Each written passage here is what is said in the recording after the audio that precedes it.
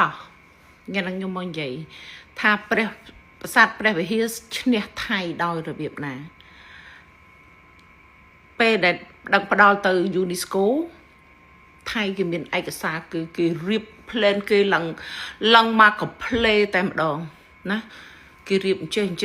ប្រាសាទនឹងចេះសូម្បីតែផ្លូវក៏គឺគេធ្វើបានមុនយើងគេធ្វើងាយស្រួលចូលមកប្រាសាទជាងយើងអីចឹងទៅដល់ពេលសម្ដេចសុកអានណាបងប្អូនហើយនៅចង់ចាំគាត់ទេគឺគាត់យកกระดาษសយកទៅដាក់ឲ្យ UNESCO ណា UNESCO មើលខាងថៃហើយ is okay ស្រាប់បើកមើលខ្មែរវឹបกระดาษសស្គូគាត់សួរថាហេតុអីបានអ្នកឯងដាក់กระดาษសមកសម្ដេចសុកអានណាគាត់ឆ្លើយថាមិនទាំងអត់មិនចាំបាច់ទៅសេទេព្រោះវាការពិតវាជារបស់ខ្មែរអញ្ចឹងអ្នកឯងឆ្ងល់កន្លែងណាសួរមកខ្ញុំឆ្លើយបើខ្ញុំជាខ្មែរជាម្ចាស់របស់ហើយឆ្លើយមិនបានអ្នកឯងយកចុះទីចុងចប់អ្នកដែលរៀបចំឯកសារអត់បានទេព្រោះហេតុអីវាមិនមែនជាការពិតអូខេចូលសាច់រឿងវីដេអូរបស់យើងខ្ញុំឆ្លើយតបទៅបងប្អូនស្រីដែលច្រើនមែនតែមិនច្រើនដូចអ្នកគ្រប់ត្រូលទេបានទេហាក្នុងចំណោមមួយអឹមជាងនេះអ្នកដែលគ្រប់ត្រូលខ្ញុំវាច្រើនជាងអ្នកដែលប្រឆាំងនៅមតិយោបល់របស់ខ្ញុំអញ្ចឹងខ្ញុំឆ្លើយទៅដើម្បីឲ្យគាត់អស់ចិត្តណាការពិតវានៅតែជាការពិតព្រោះតែបងជាមនុស្សស្រីបានបងយល់អារម្មណ៍នៃក្តីស្រឡាញ់រវាងម្ដាយទៅជានឹងកូននឹងច្បាស់ជាងអ្នកណាទាំងអស់ព្រោះតែជីវិតបងធ្លាប់បែកបាក់បានបងយល់ច្បាស់តែម្ដងមិនបាច់អ្នកណាមកបញ្យល់ទេគឺបងនឹងឯងជាអ្នកយល់ច្បាស់ជាងអ្នកណាទាំងអស់ព្រោះបងបែកបាក់ណាអាដិតប្រិយរបស់បងក៏គាត់តាមវីដេអូរបស់បងដែរបើសិនជាករណីបងនិយាយបលឹះនិយាយខុសគាត់ច្បាស់ជាចូលខមមិនតបាននៅក្នុងវីដេអូរបស់បងគ្រប់វីដេអូដែលបងនិយាយអូនឯងត្រូវដឹងបើសិនឥឡូវឧទាហរណ៍ថាបើម្ដាយហ្នឹងគាត់មិនស្រឡាញ់ទ្រព្យសម្បត្តិឲ្យគាត់រើចេញពីផ្ទះវិឡាហ្នឹងទៅគាត់រើ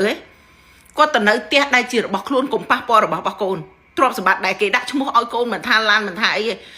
អ្វីដែលជាសម្បត្តិរួមដែលគេចែកឲ្យនៅពេលដែលកកើតនៅក្រោយរៀបការជាសម្បត្តិរួមអូខេគាត់អាចទៅនៅបានតែអ្វីដែលជាសម្បត្តិរបស់កូនគាត់កុំប៉ះបិទទ្វារចាក់សោចោលទុកឲ្យកូនបើគាត់ជារបស់ស្រឡាញ់កូនឥឡូវអ្នកឯងយកទ្រព្យសម្បត្តិដែលអ្នកឯងផ្ដល់ឲ្យវិញនឹងយកទាំងអស់ខ្ញុំសុំតកូនមកណាអានឹងជាម្ដាយដែលស្រឡាញ់កូនណាអ្នកឯងយកវិញអស់ហើយអ្វីដែលចែកឲ្យនឹងទៅខ្ញុំសុំតកូនខ្ញុំឯងអ្នកឯងយកវិញមិនមែនទាលុយថែមទេខ្ញុំអត់បានកាន់ជើងទេព្រោះនៅខាងលោកឌុងឆៃក៏អត់មានបានឲ្យខ្ញុំមកកាក់វ៉ាសេននៅខាងនេះក៏ខ្ញុំអត់បានទទួលបានមកកាក់វ៉ាសេនឬក៏បានអីគឺខ្ញុំអត់ទទួលបានទេហើយមួយទៀតណាខ្ញុំមិនមែននិយាយដើម្បីបាន view ផ្ទុះ view ដើម្បីបានលុយពី Facebook no អត់មានទេតែអ្វីដែលខ្ញុំនិយាយគឺការយល់ដឹងរបស់ខ្ញុំតាមដានទាំងសងខាងខ្ញុំមិនមែនចេះតែនិយាយខ្ញុំមើលឃើញគឺបែបនេះណាការពិតវានៅតែជាការពិតហែកទៅដដើមកូនដែលអត់មានជំងឺហ្នឹងយកអាកូនមានជំងឺទៅផងហើយជាក់ស្ដែងណាកូនដែលមានជំងឺគឺខ្ញុំយល់ច្បាស់ព្រោះកូនខ្ញុំក៏អាលិស្រមខួរដែរពេលដែលខ្ញុំយកកូនខ្ញុំទៅព្យាបាលខ្ញុំអត់ឲ្យកូនខ្ញុំវះកាត់ខួរក្បាលព្រោះខ្ញុំក៏លើកឡើងថាការកូនលោកឌួងឆៃអីចឹងព្រោះដោយសារនេះគាត់មានសមត្ថភាពក្នុងការមើលកូនខ្ញុំអត់មានសមត្ថភាពអញ្ចឹងខ្ញុំសុំអត់វះកាត់ខួរក្បាលអីមិនអញ្ចឹងគឺខ្ញុំដឹងណាការមើលថែកូនគឺកតបកិច្ចប្រវត្តិណាសួរថាបើគេណាបើគេចង់បន្តរឿងទ្រព្យសម្បត្តិដែលបានកកើតដែលណាបានដូចគាត់និយាយថាដូចជាចូល$5 លានតែគាត់ផ្ដល់ឲ្យហ្នឹងគេឲ្យហើយគេសុំបញ្ចប់គេសុំមិនទៀមទាអ្វីទេសុំតែកុំឲ្យបញ្ចេញវីដេអូនឹងបែកធ្លាយទៅតែយើងទទួលបានទ្រព្យសម្បត្តិលើសលុបពីគេហើយយើងថែមតែបញ្ចេញវីដេអូទៅគេទៀតចេញវីដេអូដែលគេវាយតប់រហូតដល់គេធ្លាក់ងារឥឡូវខ្ញុំសួរអញ្ចេះអ្នកណាខូចឲ្យពិតប្រាកដខាងប្រុសគេទទួលកំហុសណាគេខុសព្រោះតែគេខុសបានគេកាត់ទ្រព្យសម្បត្តិរហូតដល់$4-5 លានទៅឲ្យបើគេអត់ខុសគេអត់ឲ្យទេពួកកម្លាំងយើងជាឪពុកម្ដាយរបស់គេហៅមកគេអត់ឲ្យទេតែនេះដោយសារអីគេយល់ថាគេខុសហើយគេបានជ្រុលវាយមែនគាត់អត់មានបដិសេធថាគាត់អត់បានវាយទេព្រោះតែគាត់បានថាគាត់វាយមែនបានគាត់បកគោលទ្រព្យសម្បត្តិឲ្យតែយើងទទួលបានទ្រព្យសម្បត្តិតែយើងមកហេតុអីបានយើងនៅតែទៀមទាសួរធំហេតុផលគឺមានតែមួយ ឲ្យមិនទាន់គ្រប់នៅអ្វីដែលចង់បានត្រូវទេឆ្លើយតបទៅបងអូនដូចគ្នាអូនដាក់ទំនាយបងឲ្យបានប្តីដូចលោកដួងឆាយមិនបាច់ថាខ្ញុំទេអូនតែប្រពន្ធលោកដួងឆាយសប្ថ្ងៃនេះក៏គាត់ចង់បានប្តីគាត់នឹងដែរហេតុផលគឺអីគេចេះមើលគ្រួសារគេមិនធម្មតាហើយណាអ្នកប្រពន្ធឪពុកម្ដាយរបស់ប្រពន្ធក្រោយនេះតែគេចេះមើលមនុស្សគេលើកកូនគេឲ្យអាយុមិនតាន់20ឆ្នាំគេលើកកូនគេឲ្យណាគេលើកកូនគេឲ្យគេចេះមើលមនុស្សបងទទួលយកទំនាយរបស់អូនបងទទួលយកហើយបងអូននិយាយថាមកពីបងនឹងអត់មានកូនអូនដាក់ទំនាយបងថាឲ្យបងនឹងកូនស្រីឲ្យជួបរឿងអញ្ចឹងកូនរូបបងក៏ជួបរឿងអញ្ចឹងដែរសាធុព្រោះសាច់រឿងដែលបងជួបវេទនាជាងនេះ10000លានដងបងអត់ចង់បានអីបងស្រឡាញ់កូនបងយកតែកូនប៉ុន្តែក៏បងស្រឡាញ់ក៏បងស្ថិតនៅក្នុងពិចារណាដែរបើសិនជាករណីឪគេទៀមទាឬក៏ឪនឹងមានសមត្ថភាពក្នុងការផ្ដល់ឲ្យកូនបងដើរឲ្យបានឆ្ងាយជាងបងយកកូនបងមកនាំដើរជាមួយនេះបងអត់ក៏ឡើយព្រោះដោយសារអីស្រឡាញ់គឺជាការលះបង់ណាកូននៅមួយអ្នកណាក៏អត់សំខាន់ឲ្យតែកូននឹងមានអនាគតវែងឆ្ងាយឲ្យតែអ្នកនឹងស្រឡាញ់កូនទុកឲ្យស្ងប់ឲ្យស្ងាត់រឿងថ្ងៃក្រោយណាត់ជួបកូនទៅទង្វើល្អគេអាចបញ្ជាក់បានដូចខ្ញុំនិយាយពីដើមវីដេអូមកអញ្ចឹងព្រះវិហារអញ្ចឹងអ្នកឯងមិនបាច់រៀបមកធ្វើដូចជាអ្នកឯងជាម្ចាស់ទេអ្នកឯងមិនបាច់រៀបទេម្ចាស់គឺជាម្ចាស់មនុស្សល្អគឺជាមនុស្សល្អការពិតនៅតែជាការពិតมันអាចបិទបាំងมันបាច់សម្ដែងហើយសួរថាផលពីការឆ្លោះប្រទីពីតុងនេះផលចំណេញបានច្រើនទៅលើអ្នកណាខាងស្រី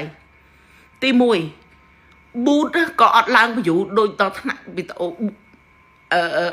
view real បែបនេះដែរប៊ូតអត់បានផលដូច view real ទេអូនអញ្ចឹងគេប្រឹងហើយគ្រប់ពេលដែលគេមកជួបអីឃើញគេមានត្រៀមវីដេអូ live ក្នុង page ក្នុងអីគេគឺត្រៀមឲ្យស្រេចតែម្ដងស្រេចតែម្ដងបងយល់អារម្មណ៍របស់ស្រីស្រឡាញ់កូនបើយើងស្រឡាញ់កូនមែនទុកឲ្យកូនវាត្រជាក់ខួរនេះហើយបើស្រឡាញ់មែនគ្រប់ពេលដែលយកមកជួបបញ្ហាយកមកប្រឈមបញ្ហាយកអាកូនប្រុសហ្នឹងមកធ្វើអីឲ្យគ្នាឃើញអារូបភាពបែបហ្នឹងធ្វើអីរឿងរបស់យើងជាមនុស្សចាស់យើងត្រូវតែដោះស្រាយបែបជាយើងជាមនុស្សចាស់មនុស្សធំណាជួបគ្នាទៅអង្គុយលើតុតទល់មកគ្នាទៅកុំយកកូនមកក្បែរទាំងសងខាងទុកឲ្យកូនវាស្ងប់ឲ្យវាត្រជាក់ខួរកុំឲ្យវាគិតច្រើននេះកូនអ្នកមានណាមានអ្នកបង្ហើបើសិនជាកូនអ្នកអត់វិញណាចង់ឈួតបាត់ឲ្យម៉ែឪប្រទីទុំគ្នាតែបើកូនអ្នកអត់ហើយជាអត់ឆ្លោះទេហើយកន្លែងណាដែលអូននិយាយថាបងអត់យល់សាច់រឿងនេះហាបងក៏ជា fan ទាំងសងខាងណាជា fan របស់ទាំងសងខាងបានបងហ៊ានយកមកនិយាយហើយនិយាយនេះបងអត់មានបានផលអីមកវិញទេអត់មានបានផលអីមកវិញទេហើយតែបងក៏អត់ត្រូវបកស្រាយដែរព្រោះបងចូលមើលខមមិនណាអ្នកដែលគ្រប់គ្រងអ្វីដែលបងនិយាយគឺច្រើនជាងអ្នកដែលប្រឆាំងបងនិយាយនេះបងចង់បើកឲ្យឪពុកនឹងឬក៏ម្ដាយនេះបើកចិត្តឲ្យទលាយឲ្យកូនគ្នារស់នៅក្នុងភាពស្ងប់ស្ងាត់ខ្លះណាព្រោះឪពុកគ្នាក៏អត់បានអាក្រក់ទេគ្នាមានតែអាក្រក់ថងណាហា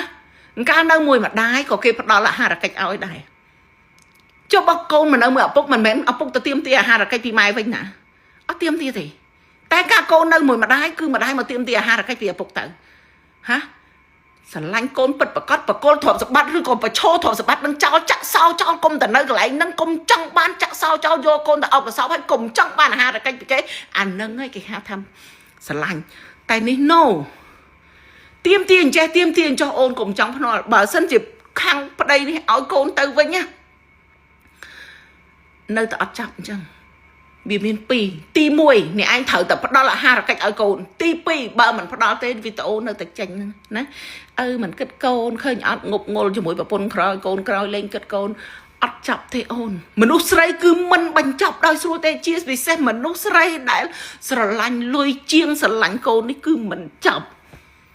វីដេអូនេះបងឆ្លើយតបទៅអូនដែលអូននិយាយសួរបងអ្នកខ្លះសួររហូតដល់ខ្ញុំកូនប្រហែលខ្ញុំកូន4នាក់កូន4នាក់អូនមិនមែន1មិនមែន2ហើយក៏មិនមែន3ដែរ4នាក់កូនខ្ញុំក៏ឆ្លងកាត់ជីវិតដែលអាលៀកស្រោមខួរខ្ញុំយកទៅមើលកូនខ្ញុំឡើងរីងអស់ពីខ្លួនណាអញ្ចឹងខ្ញុំយល់អារម្មណ៍នេះច្បាស់គ្មានអ្នកណាយល់ជាងខ្ញុំទេអូនទៅមកយកប៉ុណ្ណឹងអូនហៅមីងថាមីងណាអូនអត់ទាន់យល់ជាងមីងទេប៉ាន់មីងចេញវីដេអូនេះមីងវាអាណិតក្មេង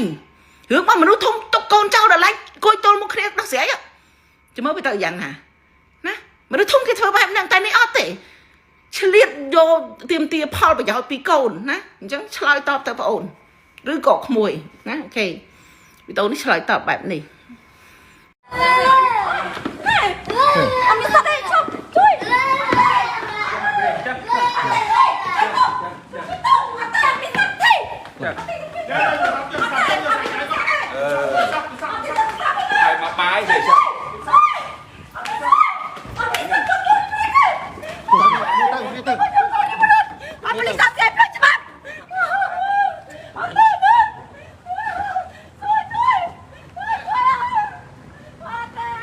chốt chốt này khót này khót chốt